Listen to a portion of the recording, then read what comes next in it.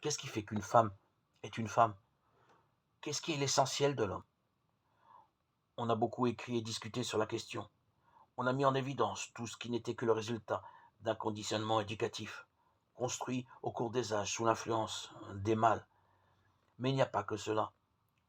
Le rôle de la femme ici-bas ne serait-il pas d'exprimer et d'être l'instrument du caractère maternel de Dieu? Nous avons tellement insisté sur Dieu, le Père, que nous oublions peut-être qu'il est aussi mère. J'aurais envie d'écrire que la création relève du caractère maternel de Dieu. Est-il impensable de dire qu'une femme s'épanouira d'autant mieux qu'elle sera plus mère? Qu'on ne voit pas immédiatement nourrisson, couche, tracas domestiques, qu'on n'y associe pas non plus une faiblesse ou une certaine mièvrerie.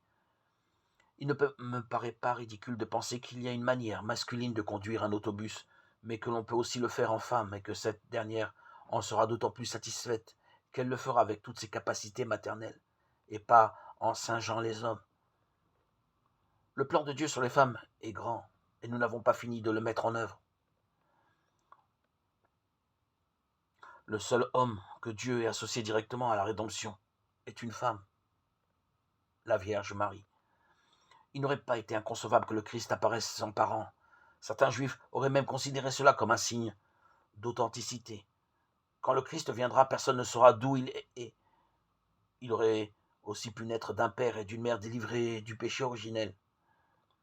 Il ne l'a pas voulu. Il a donné à une femme prééminence sur tous les autres êtres humains, l'associant à la rédemption d'une manière merveilleuse.